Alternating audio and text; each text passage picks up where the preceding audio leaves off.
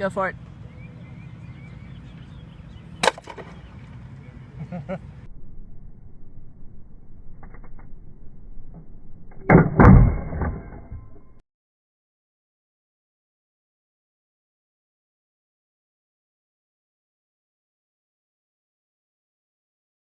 Hello, and welcome back to Boffer Artillery. I've got a couple of quick announcements before we leap into today's topic. First, the shooting video for Soft Kitty is going to be on an indefinite delay due to a combination of needing to replace an arm and my local parks being closed. I'll get you guys footage as soon as it's practicable. Second, I've got a couple more interviews tentatively lined up. One for an onager and another for a flexion engine. Hopefully we'll be able to get those recorded and out to you guys soon. Now our topic for today is going to be how to choose the best type of engine for your needs. There's obviously no one hard answer, and there are a ton of factors to balance. So first, we'll talk about some of those factors, and as we do this, we'll look at how different engine types handle some of those issues. First, what are the factors to balance? Obviously, we need something that will be usable under the rules of whatever game we're going to play. AmpGuard doesn't restrict engine types other than what types of ammunition are legal. High Fantasy Society's rules on siege craft vary from kingdom to kingdom. Other organizations actually represent two very different extremes. The SCA on one end has some of the strictest rules and regulations of any medieval combat organization, and their siege handbook is a 15-page PDF. At the other end of the extreme, you have Dagorhir and Belgarth, neither one of which actually has any game-wide siege rules. They leave their artillery rules entirely to the runner of a particular event. So, as a first step to picking your engine type, you really need to consult your game's rulebook. Now, the next thing that we need to consider is the broad category of ballistic properties of the engine, or how does the engine shoot. We need to consider things like its range, its rate of fire, its precision, and its trajectory.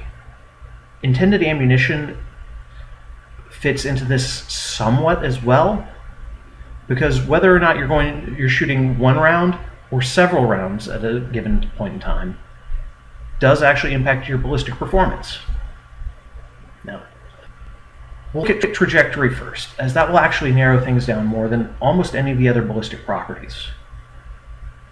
As you may remember from some of the earlier videos, trajectory is the path that the projectile takes as it travels from the engine to the target. It can either be a flat trajectory or an arcing trajectory. The flatter the trajectory, the easier it will be to aim at a particular point. Arcing trajectories are better at shooting over intervening obstacles, and so they'll be better for conducting overhead fire with friendly infantry. Now, some degree of arc will be present in every type of engine because of the ability to elevate and depress flat trajectory machines. However, flat trajectory machines tend not to perform as well at arcing fire as a dedicated engine. Similarly, arcing engines like trebuchets can often take some steps to flatten their trajectory so that they can shoot more precisely, but they often suffer in this role. Now, how does this impact the type of machine that we're going to build? An engine that specializes in arcing fire will almost universally be a one-armed engine, whereas a predominantly flat trajectory engine will generally have two arms. There are a couple of exceptions to this rule, such as the flexion mortar built by a guy named Huggy Bear and compressed air cannons, but for mechanical devices that rule generally holds. Next, we need to look at the number of projectiles. In most games, single-shot engines tend to be a one-hit, one-kill weapon, whereas multi-projectile engines are better able to deal lesser amounts of damage to a large area. Now, single-shot engines, by their very nature, have to be more precisely aimed than their multi-shot counterparts. It's kind of like a shotgun versus a rifle. But single-shot engines are also significantly less likely to cause friendly fire accidents. My friend Black Wolf tells a story about one year at Keep where his team took significant casualties due to someone not checking their field of fire with a multi-shot catapult and hitting their entire team in the back for massive amounts of damage. Two-armed engines tend to be optimized for single fire, and they're quite often very impractical for multi-fire roles, whereas one-armed engines, cannons, can actually be easily adapted to both, and that's a huge benefit to the one-armed engine type. Now,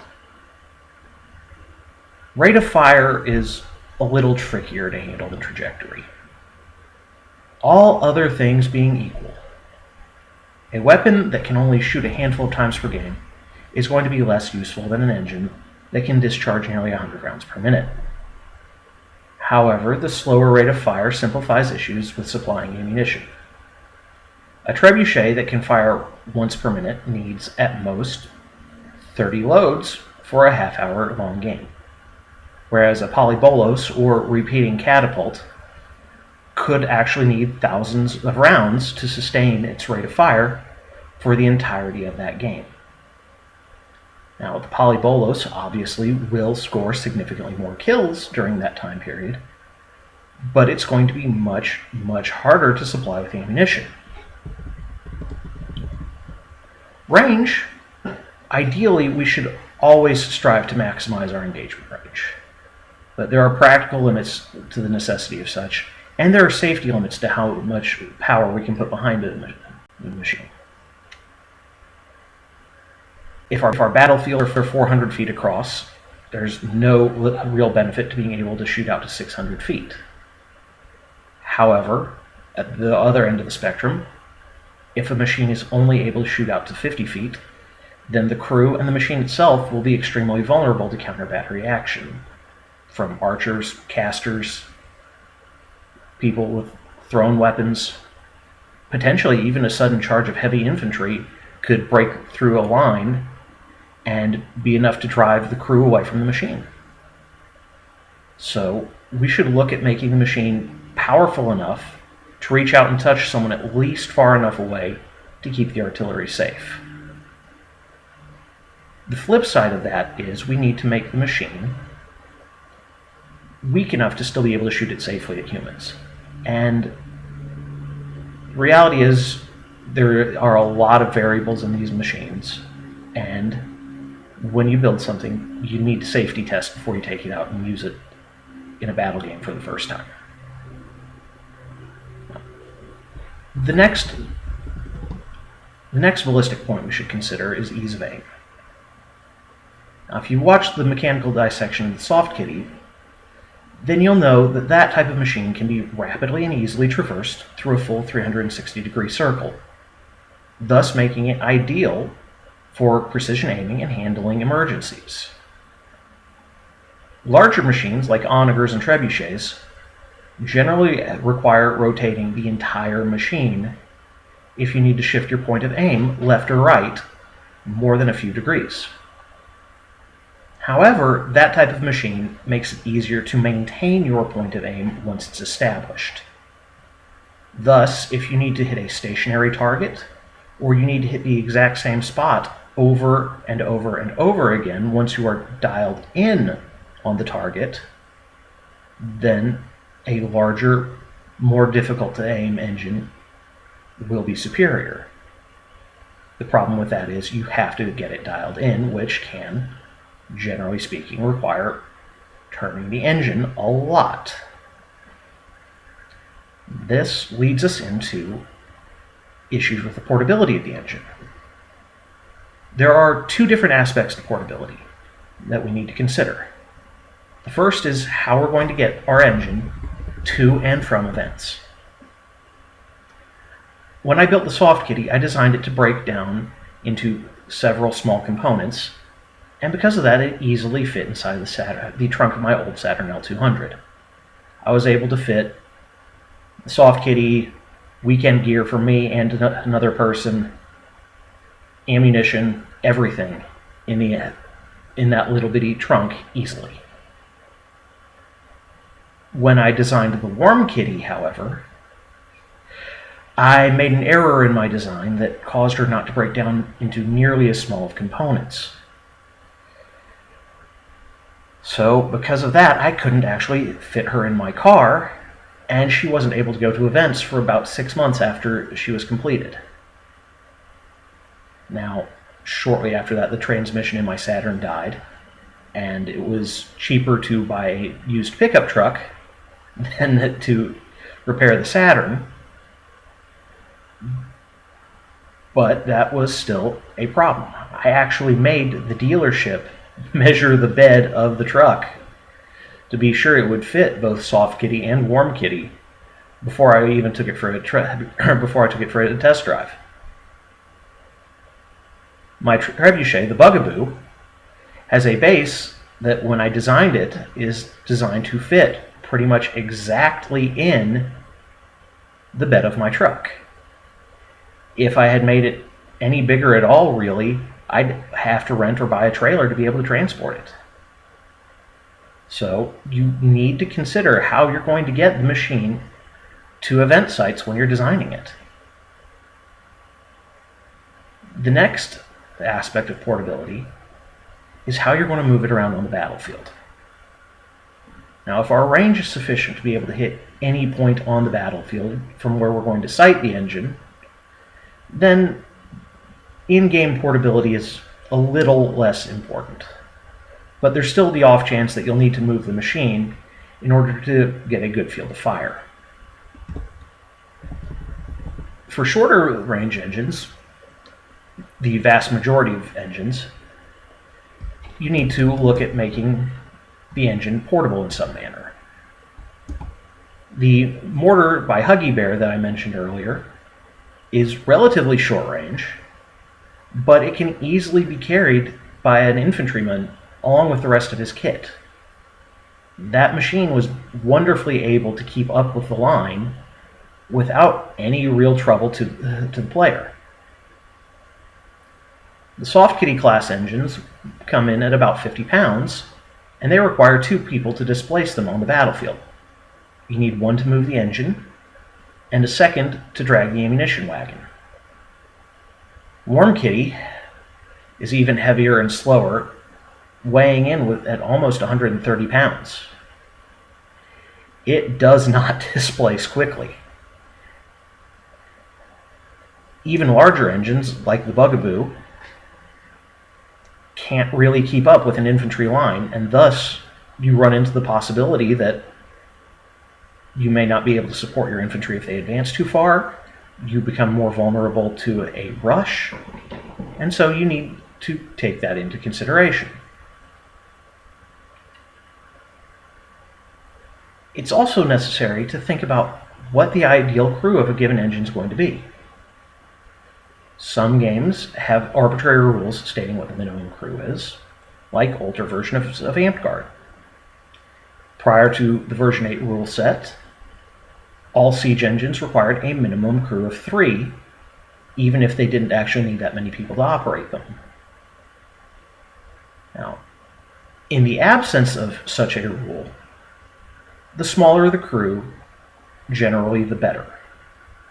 The more people serving at a single catapult, the fewer people there will be on the melee line, and this will increase the possibility of the team being outflanked and overrun. However, if a large crew allows the engine to fire significantly more rapidly, that danger may be outweighed. If a counterweight trebuchet needs 2 people to fire once per minute, and a traction trebuchet needs 12 people to fire 10 times per minute, you're getting almost double the volume of fire per person. Like all of these points, there's no right answer with this. It is a balancing act, but it is something you need to think about.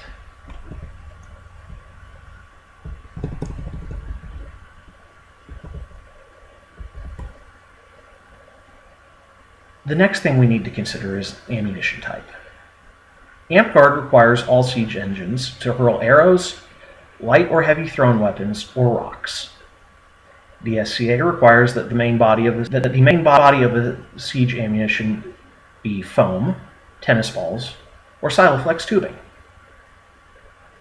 Flat trajectory engines can generally be built to handle any of those weapon types or materials, although they do get progressively more complicated as you move away from arrows and Siloflex.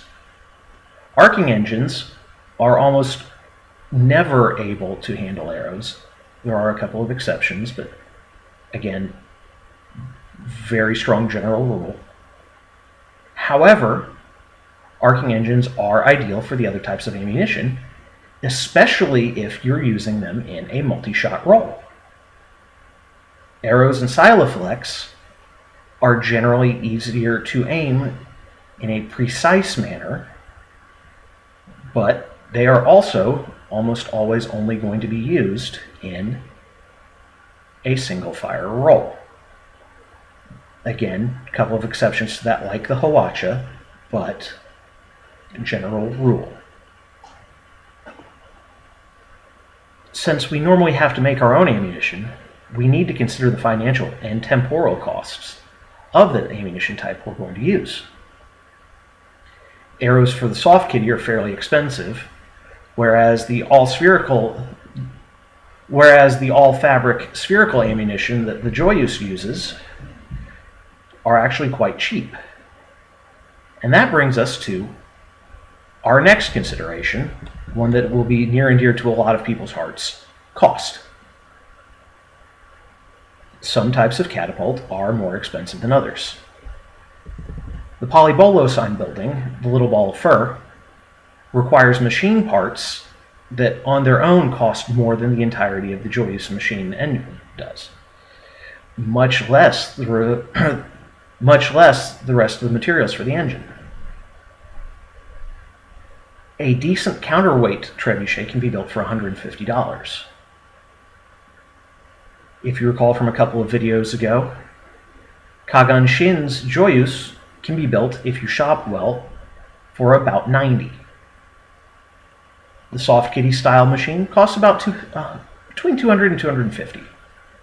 The warm kitty style is of significantly greater range than the soft kitty engine, but even shopping well, it costs about another $100 on top of the cost of a soft kitty.